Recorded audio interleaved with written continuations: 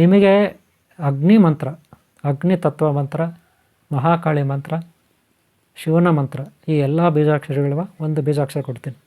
ಇದನ್ನು ನೀವು 48 ದಿನ ಪ್ರಾಕ್ಟೀಸ್ ಮಾಡಿರಬೇಕು. 48 ದಿನ ಪ್ರತಿದಿನ ಸಂಜೆ ಗಿಡದ ಹತ್ರ ದೀಪ ಹಚ್ಚಿರಬೇಕು. ನಮಸ್ಕಾರ ಪ್ರಿಯ ವೀಕ್ಷಕರೇ, ಇವತ್ತಿನ ಸಂಚಿಕೆಯಲ್ಲಿ ಅಗ್ನಿಶಿಖೆ ಅಂತ ಅಂದರೆ ಅದು ಒಂದು ಆಯುರ್ವೇದಿಕ್ ಸಸ್ಯ, ಒಂದು ಬಳ್ಳಿ, ಅದರಲ್ಲಿ ಹೂವು ಬರುತ್ತೆ. ಅದ್ರ ಬಗ್ಗೆ ಏನು ಯಾವ ಥರ ಅದನ್ನು ಯೂಸ್ ಮಾಡ್ಕೋಬೇಕು ಅನ್ನೋದನ್ನು ನಮ್ಮ ಗುರುಗಳಿಂದ ಕೇಳಿ ತಿಳ್ಕೊಳ್ಳೋಣ. ಬನ್ನಿ ನಮ್ಮ ಗುರುಗಳನ್ನ ಕಾರ್ಯಕ್ರಮಕ್ಕೆ ಇನ್ವೈಟ್ ಮಾಡ್ಕೊಳ್ಳೋಣ. ನಮಸ್ಕಾರ ಗುರೂಜಿ. ಇವತ್ತಿನ ಸಂಚಿಕೆಯಲ್ಲಿ ನಮ್ಮ ವೀಕ್ಷಕರಿಗೋಸ್ಕರ ಅಗ್ನಿಶಿಖೆ ಇದರಿಂದ ಏನೇನು ಉಪಯೋಗಗಳಿದೆ ದಯವಿಟ್ಟು ನಮಗೆ ಮಾಹಿತಿ ಕೊಡಿ ಗುರುಗಳೇ. ಓಂ ಶಾಂತಿ. ವೀಕ್ಷಕರೇ, ಅಭಿಮಾನಿಗಳೇ, ಮಿತ್ರರೇ, ಗುರು ಮಕ್ಕಳೇ, ಭಕ್ತರೇ, ನಿಮ್ಮೆಲ್ಲರೂ ಒಳ್ಳೆಯದಾಗಲಿ. ಅಗ್ನಿ ಶಿಖೆ ಅಥವಾ ಕೋಳಿ ಜುಟ್ಟಿನ ಹೂವು ಅಥವಾ ಗೌರಿ ಪುಷ್ಪ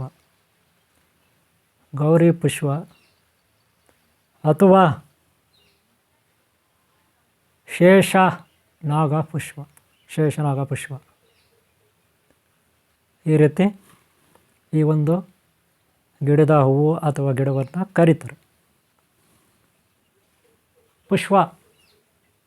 ಪುಷ್ಪಾರಾಣಿ, ರಾಮನಗರ ಪುಷ್ಪಾರಾಣಿ.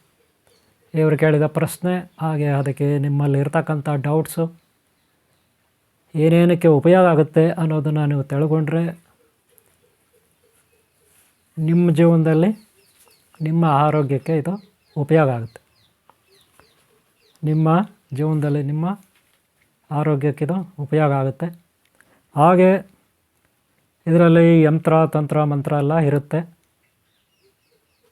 ಬೀಜಾಕ್ಷರ ಕೂಡ ನಿಮಗೆ ಬೀಜಾಕ್ಷರ ಮಂತ್ರ ಸಿಗುತ್ತೆ. ಹಾಗೆ ಇದನ್ನು ಹೇಗೆ ಸಾಧನೆ ಮಾಡಬೇಕು, ಯಾವ ವಾರಗಳಲ್ಲಿ ಸಾಧನೆ ಮಾಡಬೇಕು, ಇದಕ್ಕೆ ದೇವತೆಗಳು ಯಾರು ಇದಕ್ಕೆ ಪೂರಕವಾಗಿರ್ತಾರೆ ನಿಮಗೆ ಸಹಾಯ ಮಾಡಲಿಕ್ಕೆ ಅನ್ನೋದನ್ನು ಇಲ್ಲಿ ಸ್ವಲ್ಪ ನಾವು ಇವತ್ತು ತಿಳ್ಕೊಳ್ಳೋಣ. ನೋಡಿ, ಮೊದಲಿಗೆ ಇದು ನಮ್ಮ ಹಿಂದೂ ಸನಾತನ ಧರ್ಮ, ಭಾರತೀಯ ಹಿಂದೂ ಸನಾತನ ಧರ್ಮ ಇಡೀ ಪ್ರಪಂಚದಲ್ಲಿ ಎಲ್ಲ ದೇಶಗಳಲ್ಲೂ ಇತ್ತು. ನೋಡಿ ಫ್ರೆಂಡ್, ನೋಡಿದೆ ಅಗ್ನಿಶಿಖೆ ಅಂದ್ಬಿಟ್ಟು ನೋಡಿದ್ರಲ್ಲ ಫ್ರೆಂಡ್, ತುಂಬ ಅದ್ಭುತವಾದ ಗಿಡಮೂಲಿಕೆ ಇದು. ಇದ್ರ ಬಗ್ಗೆ ವಿಶೇಷವಾಗಿ ತುಂಬಾ ತಿಳ್ಕೊಳ್ಳೋದು ತುಂಬ ಇದೆ. ಅದ್ರ ಬಗ್ಗೆ ನಮ್ಮ ಗುರೂಜಿ ತಿಳಿಸ್ಕೊಡ್ತಾರೆ, ಇದು ಯಾವ್ಯಾವ ರೀತಿ ಏನೇನು ಉಪಯೋಗ ಆಗುತ್ತೆ ಅನ್ನೋದ್ರ ಬದಲು ತಿಳಿಸ್ಕೊಡ್ತಾರೆ. ನೋಡಿ ಫ್ರೆಂಡ್, ಅಗ್ನಿಶಿಖೆ ಈ ಹೂವು ಸನಾತನ ಹಿಂದೂ ಸಂಪ್ರದಾಯದಲ್ಲಿ ಪ್ರಮುಖ ಪಾತ್ರವನ್ನು ವಹಿಸುತ್ತೆ. ಶ್ರೀ ಗೌರಿ, ಶ್ರೀ ಕಾಳಿ, ಶ್ರೀ ಅನಂತಲಕ್ಷ್ಮಿ, ಅನಂತ ಪದ್ಮಾವತಿ, ಅನಂತ ಪದ್ಮನಾಭ ಸ್ವಾಮಿ, ಹಾಗೆ ಸರಸ್ವತಿ, ಬ್ರಹ್ಮಾಜಿ, ಹಾಗೆ ಪಾರ್ವತಿ, ಪರಮಶಿವ, ಶ್ರೀ ಸಿದ್ಧಿ ಬುದ್ಧಿ ಧೂಮ್ರಕೇತು ಕಲ್ಕಿ ಚಿಂತಾರ ವಿದ್ಯಾ ಮಹಾಗಣಾಧಿಪತಿ, ಹಾಗೆ ಸುಖಾಲಾಭ ದೇವತಾ, ಸಂತೋಷ ಮಾತಾ, ಶ್ರೀ ವೆಲ್ಲಿ ಮಾತಾ, ದೇವಸ್ಥಾನ ಮಾತಾ, ಕುಮಾರಸ್ವಾಮಿ, ಮೂಷಕರಾಜ್, ಮಯೂರ ದೇವತಾ ವಾಹನ ಗಣಗಳಿಂದ ಹಿಡಿದು ಎಲ್ಲ ಹಿಂದೂ ಧರ್ಮದ 33 ಕೋಟಿ ದೇವತೆಗಳೇನಿದ್ದಾರೆ ಅವರೆಲ್ಲರಿಗೂ ಮೂಲಾಧಾರ ಶಕ್ತಿ ಏನಕ್ಕೆ? ಹೋಮ ಮಾಡೋಕ್ಕೆ, ಹೋಮ ಯಜ್ಞ ಯಾಗಾದಿಗಳು ಮಾಡಲಿಕ್ಕೆ ಅಗ್ನಿ ಬೇಕು. ಬೆಂಕಿಯೇ ಆಧಾರ. ಬೆಂಕಿ ಇಲ್ಲದಿದ್ದರೆ ಹೋಮ ಮಾಡಲಿಕ್ಕಾಗಲ್ಲ, ಆವಿಸ್ ಕೊಡಲಿಕ್ಕಾಗಲ್ಲ ದೇವತೆಗಳಿಗೆ. ಅದಕ್ಕೆ ಸೂರ್ಯ ಭಗವಾನ, ಸಂಧ್ಯಾ ಮಾತಾ, ಛಾಯಾಮಾತಾ ಸೂರ್ಯ ಭಗವಾನ, ಹಾಗೆ ರೋಹಿಣಿ ಮಾತಾ ಚಂದ್ರ ಭಗವಾನ, ಹಾಗೆ ಗ್ರಹತಾರ ನಕ್ಷತ್ರಾದಿಗಳು ಪಂಚಭೂತಗಳು ಅಗ್ನಿ ತತ್ವವನ್ನು ಹೊಂದಿವೆ. ಹಾಗೆ ಹೂವುಗಳಲ್ಲಿ ಅಗ್ನಿಶಿಲೆ ಇದು ಅಗ್ನಿ ತತ್ವವನ್ನು ಹೊಂದಿರುತ್ತೆ. ಅಗ್ನಿ ತತ್ವ ಹೊಂದಿರೋದ್ರಿಂದ ಇದನ್ನು ನಾವು ಅಗ್ನಿಶಿಖೆ. ಹಾಗೆ ಶಕ್ತಿಶಾಲಿ ಆಗಿರೋದ್ರಿಂದ ಮಹಾಕಾಳಿ, ಪಾರ್ವತಿ ಹೂವು, ಪಾರ್ವತಿ ಪುಷ್ಪ, ಗೌರಿ ಪುಷ್ಪ ಇತ್ಯಾದಿ ಹೆಸರುಗಳಿಂದ ಕರೀತಾರೆ. ಇದು ಯಥೇಚ್ಛವಾಗಿ ಸಾಮಾನ್ಯವಾಗಿ ಕೆಲವೊಂದು ಕಡೆ ಬೆಳೆದಿರುತ್ತೆ. ನೀವು ನೋಡ್ಬೋದು ಹೂವುಗಳು ಯಾವ ರೀತಿ ಇದೆ, ಅದರ ಎಲೆ ಯಾವ ರೀತಿ ಇದೆ. ಈ ವಿಡಿಯೋನ ರವಿ ರಾಮನಗರ ಅವರು ಈ ವಿಡಿಯೋನ ಮಾಡಿ ಕಳಿಸಿದ್ದಾರೆ, ನೀವು ನೋಡ್ಬೋದು.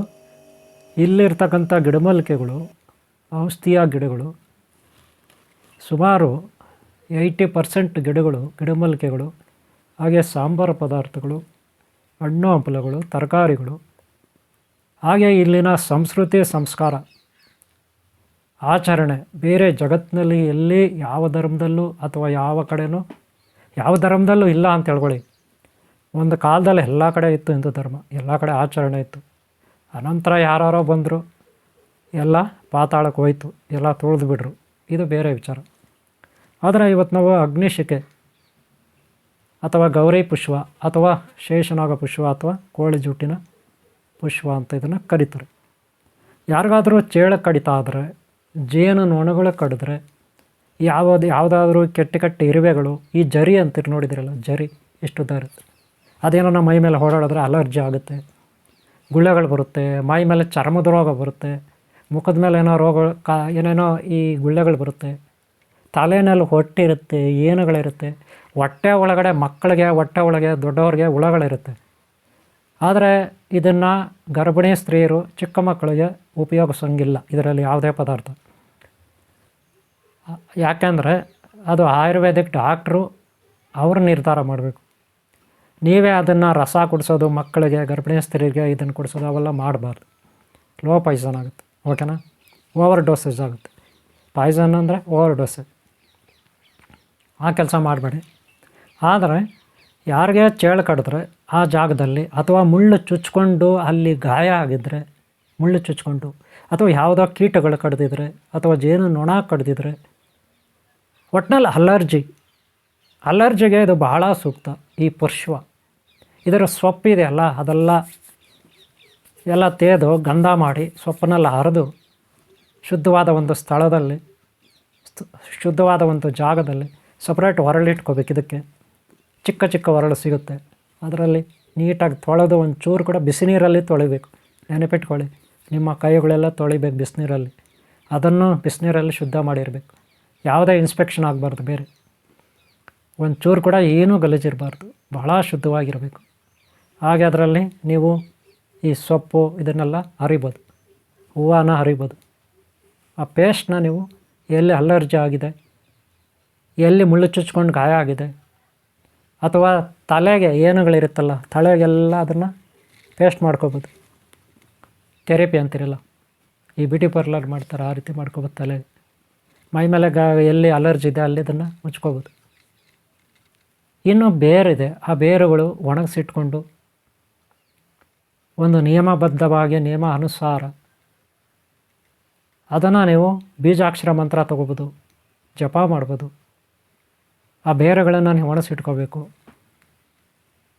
ಆ ಗಿಡ ಬೇರುಗಳನ್ನು ನೀವು ತರೋದಕ್ಕೆ ಮುಂಚೆ ಮೊದಲನೇ ದಿನ ಆ ಗಿಡದ ಹತ್ರ ಹೋಗಿ ನೀವು ಆವಾಹನ ಮಂತ್ರ ಕೊಡಬೇಕು. ಆವಾಹನ ಮಂತ್ರ ಅಂದರೆ ಈಗಾಗಲೇ ನಾನು ಸಾಕಷ್ಟು ಬರೀ ಹೇಳ್ತೀನಿ, ಬೀಜಾಕ್ಷರ ಮಂತ್ರ ನೋಡ್ಕೊಳ್ಳಿ. ಆವಾಹನ ಮಂತ್ರ ಇದು ಅಂದರೆ ನೀವು ನಾಳೆ ಬೇರೆ ಕೇಳ್ತೀರ, ಗಿಡ ಕಿತ್ಕೊಬತ್ತೀರ.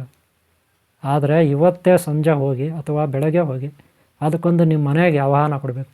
ನಿಮ್ಮ ಮನೆಗೆ ಬರಲಿಕ್ಕೆ, ಯಾಕಂದರೆ ಅಗ್ನಿಶಿಖೆ ಗಿಡದಲ್ಲಿ ಅಗ್ನಿದೇವ ಮೇಯ್ನು, ಗೊತ್ತಾಯ್ತಲ್ಲ? ಆದಿಶಕ್ತಿ, ಪರಾಶಕ್ತಿ, ಗೊತ್ತಾಯ್ತಲ್ಲ? ಜಗನ್ಮಾತೆ ಮಹಾಕಾಲಿ, ಕಾಳಿಕಾದೇವಿ, ಆ ಶಕ್ತಿ ಅದರಲ್ಲಿರುತ್ತೆ. ಹಾಗೆ ನೀಲಕಂಠೇಶ್ವರ, ಶ್ರೀಕಂಠೇಶ್ವರನ ಶಕ್ತಿ ಅದರಲ್ಲಿರುತ್ತೆ, ಗೊತ್ತಾಯ್ತಲ್ಲ? ನಿಜ ಹೇಳ್ಬೇಕಂದ್ರೆ ಓಂ ಶ್ರೀ ಸಿದ್ಧಿ ಬುದ್ಧಿ ಧೂಮ್ರಕೇತು ಕಲ್ಕೆ ಚಿಂತಾರ ವಿದ್ಯಾ ಮಹಾಗಣಾಧಿಪತಿಯಿಂದ ಸುಕಾಲಭ ದೇವತಾ ಶ್ರೀ ವಿಲ್ಲಿಮಾತ ದೇವಸ್ಥಾನ ಮಾತಾ ಕುಮಾರಸ್ವಾಮಿವರೆಗೂ ನಮ್ಮ ಹಿತೈಷಿ ಬ್ರಾಹ್ಮಿ ಶಕ್ತಿ, ಹರಶಕ್ತಿ, ಶಿವಶಕ್ತಿ, ಮಾತಾಪಿತಾ, ಪೂರ್ವಶಕ್ತಿ, ಗುರುಶಕ್ತಿ, ಎಲ್ಲ ದೇವತೆಗಳು, ಗುರುಗಳು, ಎಲ್ಲ ರೀತಿಯ ಶಕ್ತಿ ಈ ಅಗ್ನಿಶಿಖೆ ಅಥವಾ ಗೌರಿ, ಜಗನ್ಮಾತೆ ಪಾರ್ವತಿ, ಈ ರೀತಿ ನಾವು ಹೇಳ್ತೀವಿ, ಗೊತ್ತಾಯ್ತಲ್ಲ? ಇಂಥ ಒಂದು ಶೇಷನಾಗ ಶಕ್ತಿ ಅಂತ ಕೂಡ ಹೇಳ್ತೀವಿ. 5 ಎಡೆ ಥರ ಇರುತ್ತೆ ಶೇಷನಾಗ. ಅನಂತ ಶಯನ, ಅನಂತ ಪದ್ಮನಾಭ ಸ್ವಾಮಿ, ಅನಂತ ಪದ್ಮಾವತಿ, ಅನಂತ ಲಕ್ಷ್ಮಿ, ಅನಂತ ಪದ್ಮನಾಭ ಸ್ವಾಮಿ ಅಂತೀವಲ್ಲ, ಆ ಸಾಮರ್ಥ್ಯ ಶಕ್ತಿ ಅದರಲ್ಲಿರುತ್ತೆ. ಅದಕ್ಕೆ ಎಲ್ಲ ವಿಷವನ್ನು ತೆಗೆಯುತ್ತದೆ. ವಿಷ, ನಂಜು, ನಾಯಿ ಕಡ್ದಿದ್ರೆ, ಬೇರೆ ಯಾವುದೋ ಕೀಟ ಕಡ್ದಿದ್ರೆ, ಬೇರೆ ಏನೋ ವಿಷ ಸರ್ಪ ಕಡ್ದಿದ್ರೆ ಕೂಡ ಆ ಪೇಸ್ಟನ್ನ ಗಾಯದ ಮೇಲೆ ಇಡಬೇಕು, ಎಲ್ಲಿ ಗಾಯ ಆಗಿದೆ ಅಲ್ಲಿ. ಆದರೆ ಕೈಗಳು ಶುದ್ಧ ಇರಬೇಕು, ಬಿಸಿನೀರಲ್ಲೆಲ್ಲ ಆ ಜಾಗ ತೊಳೆದಿರ್ಬೇಕು, ಹೆಂಗಂದ್ರೆ ಹಂಗೆ ಮಾಡಬಾರ್ದು. ಅಷ್ಟೇ ಅಲ್ಲ, ಒಂದು ನಿಯಮಿತ ಪ್ರಮಾಣದಲ್ಲಿ ಹೂವನ್ನು ನಾವು ಕುದಿಸಿ ಕುಡಿಬೋದು. ಬೇರನ್ನು ಕುದಿಸಿ, ಟೀ ಕಾಫಿ ಅಂತಿರಲ್ಲ, ಕಷಾಯ ಮಾಡಿ ಬೇರೆ ಅಂದರೆ ಭಾಳ ಕಡಿಮೆ ಡೋಸಸ್ ತೊಗೋಬೇಕು. ಜ್ವರ ಬಂದರೆ ಇದು ಈಟಿನ ಅಂಶ ಇರುತ್ತೆ, ಜ್ವರ ಬಂದರೆ ಇದು ಯೂಸ್ ಮಾಡಬೇಕು.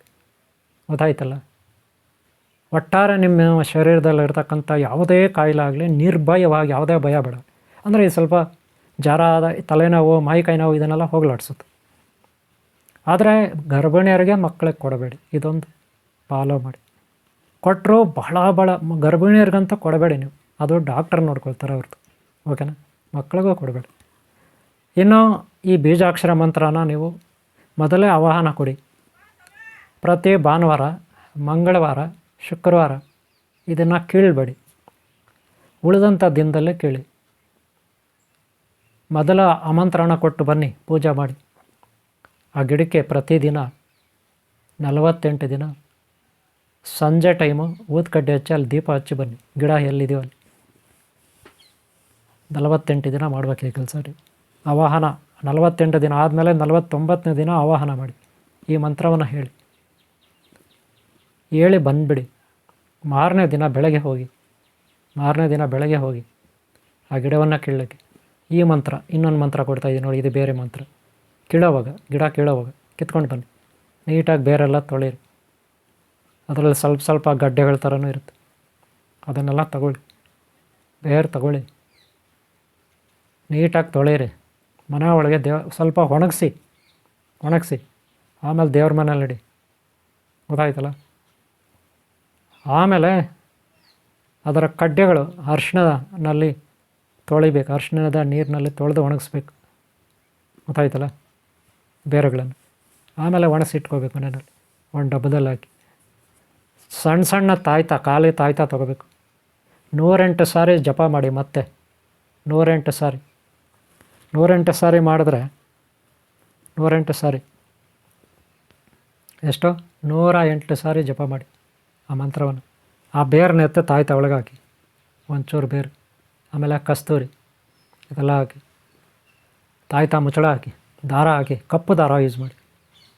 ಯಾರಿಗೆ ಕಾಯಿಲೆ ಬಂದಿದೆ, ಯಾರಿಗೆ ಭೂತ ಬಾಧೆ, ಬ್ರಹ್ಮರಾಕ್ಷಸ ಬಾಧೆ ಇದೆ, ಯಾರಿಗೆ ನಂಜಿದೆ, ಯಾರಿಗೆ ಅಲರ್ಜಿ ಇದೆ, ಯಾರಿಗೇನು ಕಷ್ಟ ಇದೆ, ಅವರಿಗೆ ಈ ತಾಯ್ತವನ್ನು ನೀವು 108 ಸಾರಿ ಪಠನೆ ಮಾಡಿ ಅವರಿಗೆ ಕೊಡಿ. ದಕ್ಷಿಣೆ ತಗೊಳ್ಳಿ. ಹಂಗಂತ ಇಷ್ಟೇ ಕೊಡಿ ಅಷ್ಟೇ ಕೊಡಿ ಅದೆಲ್ಲ ಕೇಳಬಾರ್ದು. ಅವ್ರು ಎಷ್ಟು ಕೊಟ್ಟರೆ ಅಷ್ಟು ಕೊಡಲಿ, ತಗೊಳ್ಳಿ. ನಿಮ್ಮ ಕೈಯಿಂದ ಖರ್ಚಾಗುತ್ತೋ ಇಲ್ಲ ಅವ್ರು ಹೆಚ್ಚಿಗೆ ಕೊಡ್ತಾರೋ ಅವ್ರಿಗೆ ಬಿಟ್ಟಿದ್ದು. ಗೊತ್ತಾಯ್ತಲ್ಲ. ಈ ರೀತಿ ನಿಸ್ವಾರ್ಥ ಸೇವೆಯನ್ನು ಮಾಡಿ ವೈದ್ಯಕೀಯವಾಗಿ. ಹಾಗೆ ಅದರ ಬೇರು ಅವ್ರಿಗೆ ಕೊಡಿ. ಅದನ್ನು ತೇದು ಅಥವಾ ಟೀ ಕಾಫಿನಲ್ಲಿ ಹಾಕಿ ಕುದಿಸಿ ಅವರು ಕುಡಿಲಿ ನಿಯಮಿತವಾಗಿ. ಹಾಗೆ ಆ ಸೊಪ್ಪು ಅವ್ರಿಗೇನಾದ್ರೂ ಗಾಯ ಹಾಕಿದರೆ ಹಚ್ಚಿ, ಅವ್ರ ಕಾಯಿಲೆ ವಾಸಿ ಆಗುತ್ತೆ, ಅವ್ರಿಗೆ ಆರಾಮಿರುತ್ತೆ. ಗೊತ್ತಾಯ್ತಲ್ಲ. ನೆನಪಿಟ್ಕೊಳ್ಳಿ, ಜ್ವರ ಆಗಿರೋರಿಗೆ, ಅಲರ್ಜಿ ಆಗಿರೋರಿಗೆ, ಹಾಗೆ ಹೊಟ್ಟೆ ಒಳಗೆ ಹುಳ ಇರುತ್ತಲ್ಲ ಅಂಥವ್ರಿಗೆ ಇದೆಲ್ಲ ಯೂಸ್ ಆಗುತ್ತೆ. ಇನ್ನೂ ಹೆಣ್ಮಕ್ಳಿಗೆ ಅವ್ರದ್ದೇ ಆದ ಪ್ರಾಬ್ಲಮ್ಸ್ ಇರುತ್ತೆ, ಅದಕ್ಕೆಲ್ಲ ಯೂಸ್ ಆಗುತ್ತೆ. ಏನು ತೊಂದರೆ ಇಲ್ಲ. ಗೊತ್ತಾಯ್ತಲ್ಲ. ರೋಗ ನಿವಾರಕ, ಬ್ಯಾಕ್ಟೀರಿಯಾ ನಿವಾರಕ, ಅಲರ್ಜಿ ನಿವಾರಕ. ಹಾಗೆ ನಮಗೆ ಬುದ್ಧಿಮಟ್ಟ ಹೆಚ್ಚಾಗುತ್ತೆ, ಶರೀರದಲ್ಲಿ ಶಕ್ತಿ ಬರುತ್ತೆ, ಹೆಚ್ಚಿನ ಉಷ್ಣಾಂಶ ವೃದ್ಧಿ ಆಗುತ್ತೆ. ಶೀತ ಎಲ್ಲ ಆಗಿರ್ತದಲ್ಲ ಅವರಿಗೆ ಇದು ಉಪಯೋಗ, ಶೀತ ಆಗಿರೋರಿಗೆ ಉಪಯೋಗ ಆಗುತ್ತೆ. ಯಾಕಂದರೆ ಜ್ವರ ಬಂದಿದ್ರೆ ಶೀತ ಆಗೇ ಆಗುತ್ತೆ ಕೆಲವರಿಗೆ. ಆವಾಗ ಇದು ಕೊಟ್ಟರೆ ತಲೆನೋವೆಲ್ಲ ಇದ್ದರೆ ಹೋಗುತ್ತೆ. ಗೊತ್ತಾಯ್ತಲ್ಲ. ಈ ರೀತಿ ಈ ಒಂದು ಅಗ್ನಿಶಿಖೆ ಅಥವಾ ಕೋಳು ಜುಟ್ಟು ಅಥವಾ ಗೌರಿ ಪುಷ್ಪದಿಂದ ತುಂಬ ಉಪಯೋಗ ಆಗುತ್ತೆ. ಆಮೇಲೆ ನೀವು ಬೀಜಾಕ್ಷರ ಮಂತ್ರ ಇತ್ತಾಯ್ತಾ ಇದೆಲ್ಲ ಮಾಡಿ ನೀವು ಬೇರೆಯವ್ರಿಗೆ ಕೊಡ್ಬೋದು. ನಾನು ನಿಮ್ಗೆ 2 ಬೀಜಾಕ್ಷರ ಮಂತ್ರ ಕೊಟ್ಟಿದ್ದೀನಿ. ಒಂದು ಅಲ್ಲಿ ಹೋಗಿ ಆವಾಹನ ಮಾಡೋ ಒಂದು ಬೀಜಾಕ್ಷರ ಮಂತ್ರ, ಆಮೇಲೆ ಮಾರನೇ ದಿನ ಹೋಗಿ ಕೀಳಲಿಕ್ಕೆ ಇನ್ನೊಂದು ಮಂತ್ರ, 2 ಆಯಿತು. ಗೊತ್ತಾಯ್ತಲ್ಲ. ಆದರೆ ನಿಮಗೆ ಅಗ್ನಿ ಮಂತ್ರ, ಅಗ್ನಿ ತತ್ವ ಮಂತ್ರ, ಮಹಾಕಾಳಿ ಮಂತ್ರ, ಶಿವನ ಮಂತ್ರ, ಈ ಎಲ್ಲ ಬೀಜಾಕ್ಷರಗಳ ಒಂದು ಬೀಜಾಕ್ಷರ ಕೊಡ್ತೀನಿ. ಇದನ್ನು ನೀವು 48 ದಿನ ಪ್ರಾಕ್ಟೀಸ್ ಮಾಡಿರಬೇಕು. 48 ದಿನ ಪ್ರತಿದಿನ ಸಂಜೆ ಗಿಡದ ಹತ್ರ ದೀಪ ಹಚ್ಚಿರ್ಬೇಕು ಅಥವಾ ಊದುಕಡ್ಡಿ ಹಚ್ಚಿರ್ಬೇಕು. ಆಮೇಲೆ ಗಿಡ ಕೀಳೋವಾಗ ನಾನು ಆಗಲೇ ತೋರಿಸ್ದೆ ಆವಾಹನ ಮಂತ್ರ. ಮಾರನೇ ದಿನ ಇನ್ನೊಂದು ಮಂತ್ರ ಇದು. ಆಮೇಲೆ ಎಲ್ಲ ತೊಗೊಂಡು ಬಂದಮೇಲೆ ಇಷ್ಟು ದಿನ ನೀವು ಪ್ರಾಕ್ಟೀಸ್ ಮಾಡಿದ್ರೆ ಆ ಮಂತ್ರ ಸಪರೇಟ್ ಬೀಜಾಕ್ಷರ. ಬೇಕಾ ಗುರುಗಳ ಹತ್ರ ನೀವು ಅದನ್ನು ದೀಕ್ಷೆ ತೊಗೋಬೋದು. 48 ದಿನ ಪಠನೆ ಮಾಡೋ ಮಂತ್ರ ನೋಡಿ, ಇದು ಅಗ್ನಿ ತತ್ವ, ನೀಲಕಂಠ ಅಥವಾ ನಂಜುಂಡೇಶ್ವರ ತತ್ವ ಅಥವಾ ಮಹಾಕಾಳಿ ತತ್ವ ಅಥವಾ ವಿಘ್ನೇಶ್ವರ ದೇವನಿಂದ ಕುಮಾರಸ್ವಾಮಿವರೆಗೂ, ಶ್ರೀಕೃಷ್ಣ ಭಗವಾನ್ನಿಂದ ಮಹಾಶಕ್ತಿವರೆಗೂ ಈ ಮಹಾಮಂತ್ರ. ಇದನ್ನು ನೀವು 48 ದಿನ ಪಠನೆ ಮಾಡಿರಬೇಕು. ಪ್ರತಿದಿನ ಒಂದು ಸಾರಿ ಕೂತ್ಕೊಂಡ್ರೆ 10 ನಿಮಿಷ ಕೂತ್ಕೋಬೇಕು, 10 ನಿಮಿಷ ಪಠನೆ ಮಾಡಬೇಕು. ಕನಿಷ್ಠ 250 ಸಾರಿ ಆಗುತ್ತೆ ಒಂದು ಸಾರಿ ಕೂತ್ಕೊಂಡ್ರೆ. ಅದೇ ರೀತಿ ದಿನಕ್ಕೆ 4 ಸಾರಿ ಆದರೂ ಕೂತ್ಕೋಬೇಕು ನೀವು. 4 ಸಾರಿ ಆದರೂ ಕೂತ್ಕೊಂಡ್ರೆ 1,000 ಆಗುತ್ತೆ ಒಂದು ದಿನಕ್ಕೆ. 48 ದಿನ ಅಂದರೆ 48,000 ಆಗೋಯ್ತು. ಆಮೇಲೆ ಏನು ಬೇಕಿಲ್ಲ. ಆಮೇಲೆ ನೀವು ದಿನಕ್ಕೆ ಒಂದು 108 ಸಾರಿ ಹೇಳ್ಕೊಳ್ಳಿ ಸಾಕು. ದಿನ ಎಲ್ಲ ಸೇರಿ 108 ಸಾರಿ ಹೇಳ್ಕೊಳ್ಳಿ. ಯಾರಾದರೂ ನಿಮ್ಮ ಹತ್ರ ಕಷ್ಟ ಅಂತ ಬಂದರೆ ಅವ್ರಿಗೆ 108 ಸಾರಿ ಹೇಳಿ ತಾಯ್ತಾ ಕೊಡಿ. ಅದನ್ನು ತೆಗೆದು ಕೂಡಿಸಿ ಅಥವಾ ಅವರಿಗೆ ಟ್ರೀಟ್ಮೆಂಟ್ ಕೊಡಿ. ಖಂಡಿತ ಅವ್ರಿಗೆ ಒಳ್ಳೆಯದಾಗುತ್ತೆ, ನಿಮಗೂ ಒಳ್ಳೆಯದಾಗುತ್ತೆ, ನೀವು ಸೇವೆ ಮಾಡಿದಾಗುತ್ತೆ. ಓಕೆನಾ? ಈ ವಿಡಿಯೋನ ಇಲ್ಲಿ ಮುಗಿಸ್ತಾ ಇದ್ದೀನಿ. ಈ ವಿಡಿಯೋ ನಿಮ್ಗೆ ಇಷ್ಟ ಆಗಿದೆ ಅಂದ್ಕೊತೀನಿ. ಪುಷ್ಪಾರಾಣಿ ಅವ್ರು ಕೇಳಿ ಪ್ರಶ್ನೆ. ಹಾಗೆ ಈ ವಿಡಿಯೋ ನಿಮ್ಗೆ ಇಷ್ಟ ಆಗಿರುತ್ತೆ, ಗೊತ್ತಾಯ್ತಲ್ಲ. ಈ ವಿಡಿಯೋನ ರವಿ ಗಿಡಮೂಲಿಕೆ ರಾಮನಗರ ರವಿ ಅವರು ಈ ವಿಡಿಯೋನ ಮಾಡಿ ಅಂದರು. ಅದಕ್ಕೆ ಈ ವಿಡಿಯೋ ನಿಮಗೆ ಸಮರ್ಪಣೆ ಆಗ್ತಾಯಿದೆ ಆಗಿದೆ. ಓಕೆನಾ? ವಿಡಿಯೋ ನಿಮ್ಗೆ ಇಷ್ಟ ಆದರೆ ಒಂದು ಲೈಕ್ ಮಾಡಿ, ಹಾಗೆ ಸಬ್ಸ್ಕ್ರೈಬ್ ಮಾಡ್ಕೊಳ್ಳಿ ಆಗಿಲ್ಲ ಅಂದರೆ. ಹಾಗೆ ಹಿಂದೆ ವಿಡಿಯೋಗಳು ನೋಡಿ, ಮುಂದೆ ವಿಡಿಯೋ ನೋಡಿ. ಅಮಾವಾಸ್ಯೆ, ಗ್ರಹಣ, ಪೌರ್ಣಮಿ, ಹಬ್ಬಗಳ ದಿನ, ಪುಣ್ಯ ಕಾಲಗಳಲ್ಲಿ, ಪುಣ್ಯ ನಕ್ಷತ್ರಗಳಲ್ಲಿ ನೀವು ಮಂತ್ರವನ್ನು ಹೆಚ್ಚಾಗಿ ಶಕ್ತಿ ವೃದ್ಧಿಸ್ಕೊಳ್ಳಿ. ಮಂತ್ರವನ್ನು, ಬೀಜಾಕ್ಷರ ಮಂತ್ರವನ್ನು ಶಕ್ತಿ ವೃದ್ಧಿಸ್ಕೊಳ್ಳಿ. ಒಳ್ಳೆಯದಾಗಲಿ. ಮಾನಸಿಕ ರೋಗಿಗಳಿಗೆ, ದೈಹಿಕ ಬಾಧೆ ಇರೋರಿಗೆ, ದಾರಿದ್ರ್ಯದಿಂದ ನರಳ್ತಾ ಇರೋರಿಗೆ ಇದು ಭಾಳ ಒಳ್ಳೆಯದು. ಓಕೆನಾ? ಓಕೆ, ನಿಮ್ಗೆ ಒಳ್ಳೆಯದಾಗಲಿ. ನಿಮ್ಗೆ ಇಷ್ಟ ಆದರೆ ಒಂದು ಲೈಕ್ ಮಾಡೋ ಮರಿಬೇಡಿ. ಓಂ ಶಾಂತಿ, ಓಂ ಶಾಂತಿ, ಓಂ ಶಾಂತಿ. ನಿಮ್ಗೆ ಒಳ್ಳೆಯದಾಗಲಿ.